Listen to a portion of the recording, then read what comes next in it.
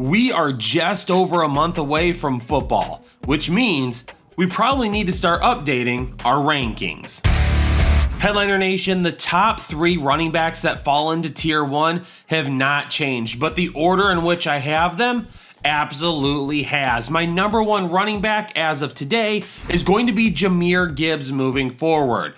All of the news out of training camp that Johnny Morton wants him on the field more often, including working out in the passing game and even playing snaps alongside David Montgomery, makes me really excited for the ceiling that he is going to have this season. And considering where he finished last year, it's absolutely a possibility that he could be very similar with a little bit more receiving work added in. And number 2, I'm going to go with Bijan Robinson. Jahmyr Gibbs and Bijan Robinson were just included in my must-have running back video from last week. And both of these running backs absolutely have the type of ceiling that you want. And at number 3 was Saquon Barkley. It's nothing against him. I think he is another fantastic choice this year. But you have to anticipate a little bit of regression. And when you see what Jahmyr Gibbs and Bijan Robinson did to end 2024, plus what it looks like for them heading into 2025, I think the ceiling is just a little bit higher for both of those guys.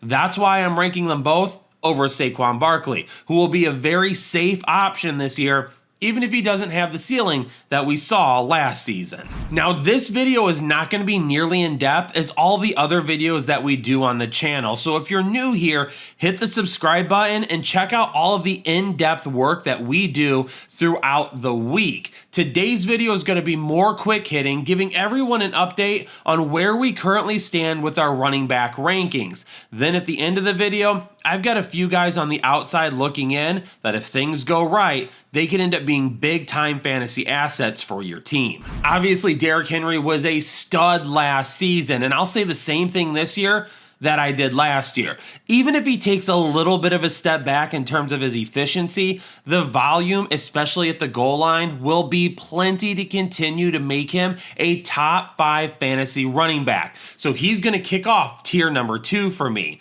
But one guy that may end up having a little bit more upside than Derrick Henry is going to be Bucky Irving. What he did last season as a rookie, I don't think it gets overlooked by a lot of people, but I also don't think that it's being talked about enough. The ceiling that he could potentially have in that offense with all of those passing weapons is dangerously high. And right now over on Underdog, they have Bucky Irving's rushing projection set at 1,049.5 yards. He outdid that last season on 207 carries. Given the fact that he started off last season slow because Rachaad White, for whatever reason, was still getting a ton of touches, if we bump him to, let's say, 225, 250 carries, even if he loses some of the insane efficiency that we saw last season, he should be able to blow this number out of the water. And if you want to play this pick'em or maybe a best ball draft and also get a free 2025 fantasy football draft guide, go over to Underdog, download their app, visit the website, whatever is easiest in your state, sign up for a free account and deposit at least $10 using code word headliners. As soon as you play in your first contest, best ball pick'ems, it doesn't matter, we're going to send you the instructions to download and enter your 2025 fantasy football draft guide through our website. This is a $25 value that is going to only be $10 on your end. Plus, obviously, you could land in the green if you end up putting together one heck of a fantasy lineup over on Underdog. Download Underdog, create a new account, deposit at least $10 using code word headliners, play your first contest, get a free draft guide. For all of the rookie running backs that I've seen hyped up over the years, and for guys like Clyde Edwards-Helaire, who were supposed to be the bee's knees or the toast of fantasy football that season, Ashton Jeanty isn't even getting that much love, and I think he's a better bet than I've seen in a while. Ashton Jeanty is set up inside an offense that is absolutely going to pound the football, with an offensive scheme that's going to be utilizing his ability to run the football while keeping the pressure off with a good passing game.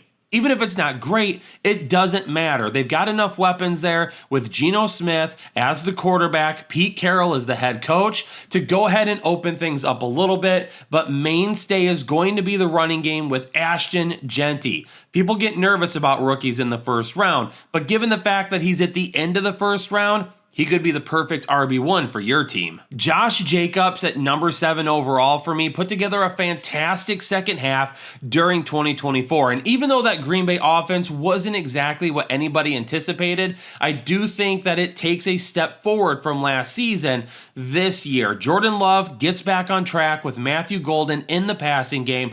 Plenty of weapons. Josh Jacobs is obviously going to get a ton of goal line carries, and he could be at or around 300 rushing attempts once again. He has a great floor. Devon Achane may have the highest upside of any running back not in tier 1.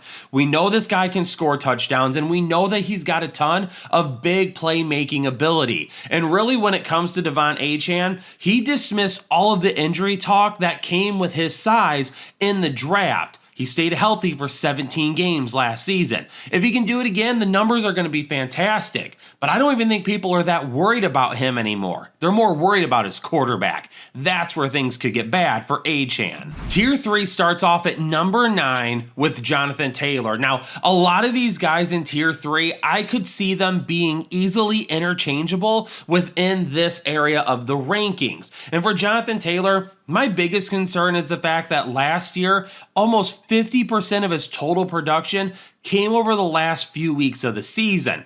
Up until the end of the year, Jonathan Taylor wasn't really giving you that great of a ceiling. At the end of the year, everything picked up a little bit for him. But who's going to be the starting quarterback? And is it going to be enough to keep the pressure off JT? The only reason Kyren Williams isn't above Jonathan Taylor is with the news that Matthew Stafford is dealing with a back injury right now. If that ends up happening, I do think we see a little bit of a hit to the upside of Kyren Williams.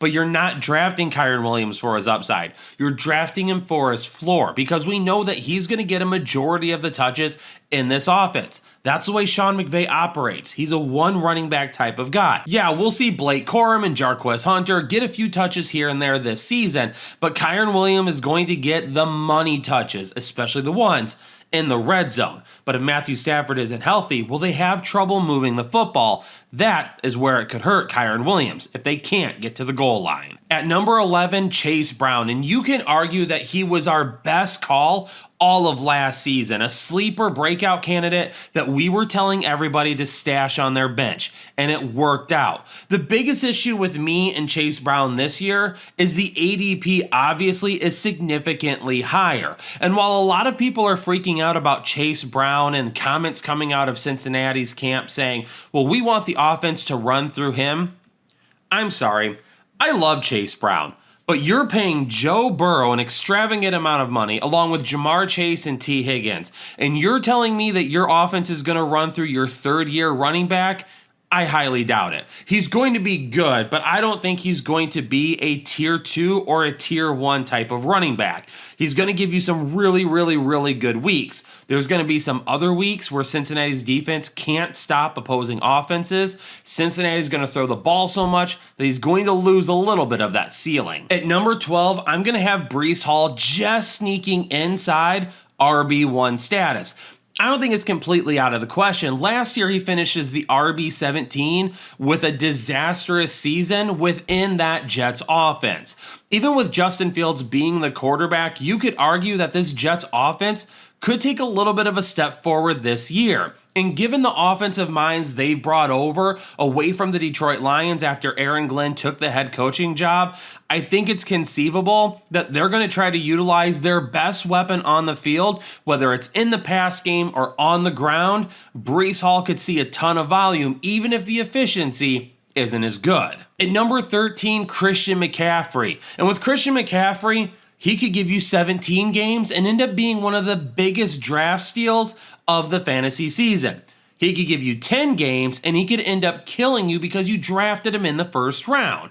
Now, that's where things become an issue with Christian McCaffrey, his first round ADP. If I can take him in the second round, I wouldn't mind a shot on that. But to draft him as your RB1 over some of the other guys in that area, I don't know if I'm willing to bank on it that much. For me personally, with a lot of question marks at the wide receiver position right now, how well will San Francisco move the ball to begin the year? Will Christian McCaffrey have the same giddy up that he used to, and will he be able to put together weeks where you can almost lock in a touchdown every time? James Cook at number 14. I think he is a guy that absolutely could finish as an RB1, but we need to see a little bit more in terms of overall volume, not with touchdowns, however, because that was his biggest thing last year. He scored a ton of touchdowns, but when you take a look at his overall volume, he did not stack up among other running backs that finished just as high in terms of fantasy points. You have to guess that there's probably going to be a little bit of a regression in terms of touchdowns. And if there is, he's going to need to get a little bit more volume in terms of rushing yards, possibly receptions, and definitely more carries need to be there. Moving on to tier 4. These guys all have some form of a question mark, but they have some pretty decent upside that could be unlocked this year. And at number 15 with Kenneth Walker, year after year since he has entered the league, he is one of the most efficient running backs in all of football. His tackles avoided per attempt are off the charts every single season. He just can't stay healthy. That's the biggest thing with him. If you can get him as your RB3 in the draft, you're going to have one heck of a running back core for this season. But you have to bank on him missing anywhere from 3 to 6 games. New Orleans offense is going to be very interesting. And just so you know, I've got a must-have wide receiver video coming up that's got a Saint wide receiver in it. You better check it out on Friday. But for the New Orleans Saints, Alvin Kamara, even if he doesn't look that good on the ground, even if he doesn't score a ton of rushing touchdowns, he's probably going to see a lot of passing attempts coming his way. And if that happens, the volume alone in terms of the pass game could end up giving him a solid floor as an even-keeled RB2. James Conner put together his best season as a professional last year for Arizona, but he's not getting any younger, and he is a running back that has been prone to missing time, especially when he was back in Pittsburgh. If he can stay healthy this year, he's definitely going to be a steal at his ADP. But there's a running back that we'll talk about in a few minutes that's looking to take his job. Chuba Hubbard, another one of our big calls last season where I listed him as a late round dart throw that could absolutely end up giving you a viable flex option every week. And by the end of the season, you were probably starting Chuba Hubbard as your RB2. But for Chuba Hubbard, there's not a ton of upside. What you see is what you get. He's not going to be ultra efficient. He's not going to break a bunch of tackles or put together huge highlight reel plays. Every once in a while he might. He's going to be a guy that's just going to do the small things right. Hopefully Carolina's offense starts 2025 the way they finished 2024. To round out tier 4, I've got DeAndre Swift, and I've been back and forth on this guy a lot this offseason. I know Jake loves DeAndre Swift. Maybe it's the PTSD. Maybe it's the fact that Ben Johnson just, I don't know, didn't want him in Detroit or didn't fight for him enough in Detroit and Brad Holmes wanted somebody else, or maybe Dan Campbell was tired of him.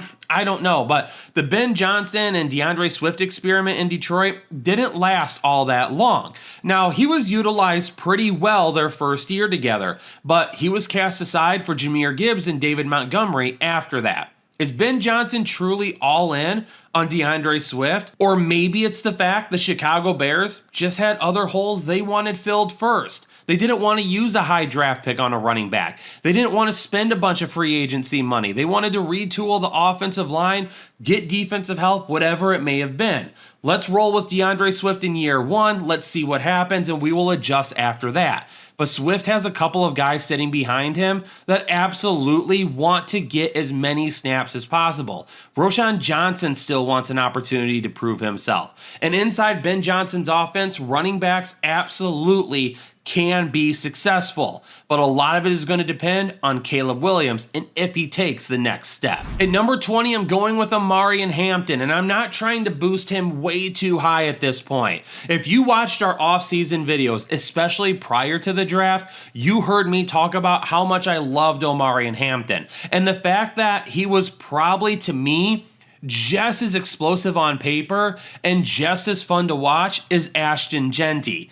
Omarion Hampton was absolutely worth a first-round pick, and in Los Angeles over the course of the next few years, he's going to be very good. Now, if Najee Harris is not ready to start the season, Omarion Hampton is going to climb a few more spots for me. But if Najee Harris is healthy to begin the year and can be out there on the field, I don't think Hampton is going to see a workload that gets him to a high-end RB2 status. He's going to have some decent ceiling games, but unfortunately his floor is not safe enough right now for me to put him higher, no matter how much I love him. At number 21, David Montgomery. I do think that he could be hurt a little bit by the moves that have happened on the interior of the offensive line, with Kevin Zeitler heading out in free agency and the surprise retirement of Frank Ragnow. Now, the young guys that are currently taking up those spots in the middle of the offensive line, they're feeling pretty good about them. And so far in training camp, things seem to be pointing in the right direction.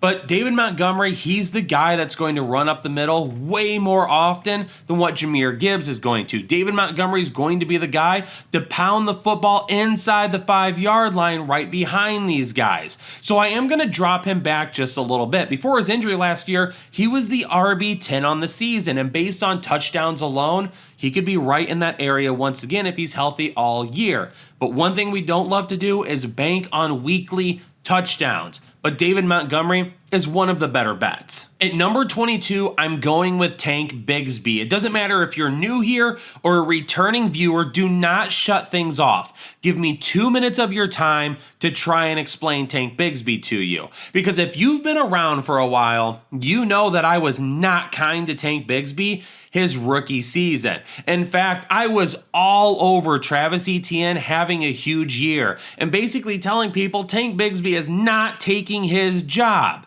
And then we head into last season. Tank Bigsby is in year 2, and to begin the year, he already looked more explosive than Travis Etienne.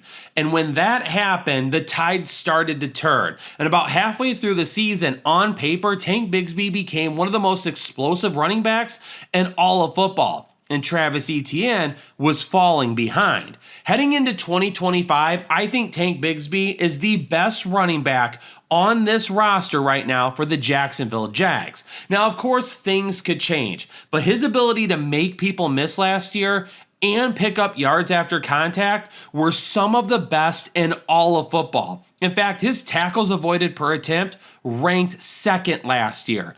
Tank Bigsby is an absolute monster right now. He looks good in training camp, and he could end up being a steal at his current ADP because everybody is buying into Travis Etienne. But the numbers are telling us we should invest in Tank Bigsby. At number 23, RJ Harvey. When I did my most explosive college running back video and broke down the stats from college last season, RJ Harvey's name continued to come up in column after column after column. And at the end of the video, I listed him as a big-time player to watch in the draft.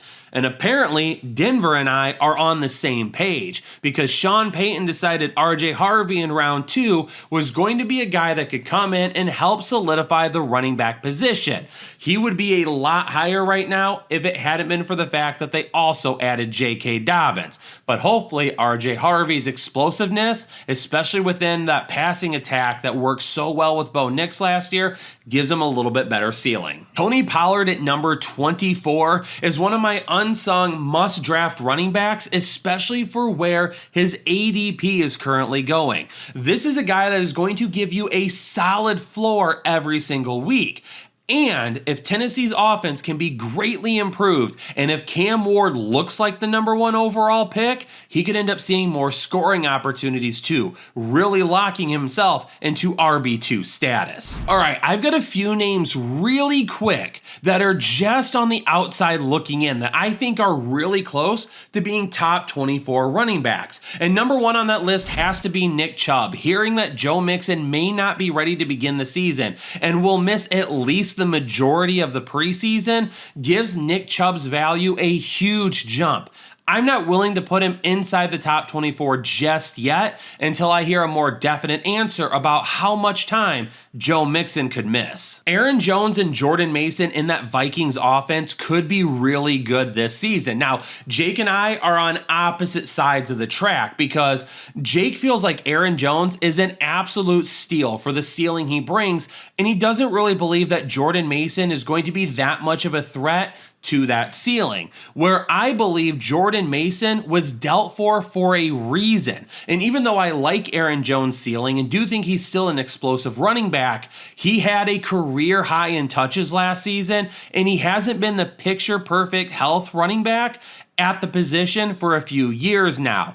Any missed time for Aaron Jones could lead Jordan Mason to a solidified RB1 role, and we see what he did last year when he filled in for Christian McCaffrey. If Jordan Mason just isn't the guy and he's just there to be the backup, and Aaron Jones sees the type of volume he had last year, he's definitely a top 24 back. Caleb Johnson, the rookie running back for Pittsburgh out of Iowa. I still love Jaylen Warren, and the metrics for him still show an explosive ability that Pittsburgh just is not utilizing. But it's Arthur Smith. He doesn't like to get super creative. He likes to pound the football, and that's what Caleb Johnson's going to do a little bit better. I'm not completely off Jaylen Warren, but I do think Caleb Johnson, as of right now, has a better shot to be a top 24 running back. The Browns duo of Quinshon Judkins and Dylan Sampson needs to be discussed because Judkins was inside my top 24 before the domestic violence allegations were brought against him last week, and now that leaves a whole lot of uncertainty, especially because Judkins still has not signed his rookie contract. That's right. He was an unsigned rookie still when these allegations were brought against him. And the Browns right now are in no hurry to sign him to a deal until they are done with their process of investigating what is happening. So for as of right now, I can't say much about Judkins being a guy that will even see the field in week 1. And as many of you are probably going to say, well, Kyle, what about Jerome Ford?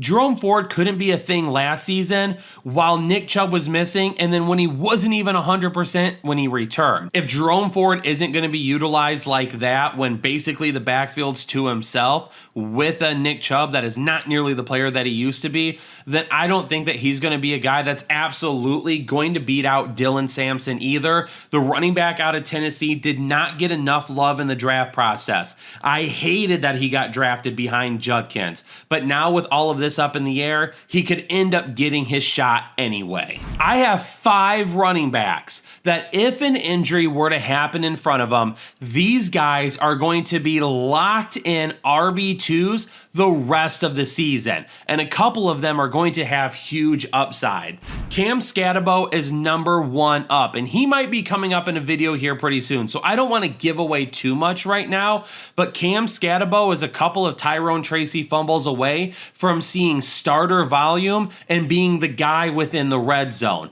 That's going to do a lot for his fantasy value. Trey Benson, I mentioned it earlier with James Conner. Conner is another year older, coming off a career year, and he is a guy that has had issues with injuries in the past. Trey Benson, he has got a lot of explosive qualities, and he could be very good if he took over for James Conner. And if Conner misses a couple of games and Trey Benson steps in and plays well, James Conner may not get his spot back. Isaac Guerendo. I mean, clearly the 49ers like Guerendo enough that they decided to trade Jordan Mason instead of paying him money to be the backup to Christian McCaffrey.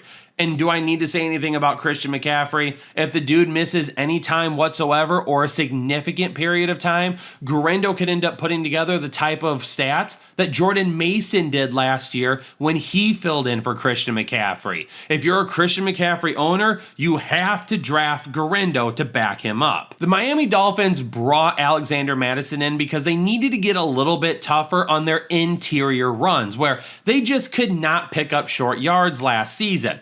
But that's all Alexander Mattison is. Jalen Wright is the explosive backup to Devon Achane. And if Achane were to miss time for any reason, Jalen Wright will likely get starter snaps. Maybe he doesn't see 60 or 65% of the snaps, but if you even give him 50 in that offense and Tua is healthy, he could give you RB2 numbers. TreVeyon Henderson, I am not ready to put him inside the top 24 just yet. I do agree TreVeyon Henderson is very talented, and he's going to be the guy in New England as early as next year, but I don't think that he's just going to replace Ramondre Stevenson in year one. Ramondre Stevenson is still being paid a lot of money, and last year was not his best year, but he has still put together some good NFL seasons and shown some explosiveness that I don't think should be taken away because of, let's call it what it is, lackluster quarterback play for the New England Patriots last season.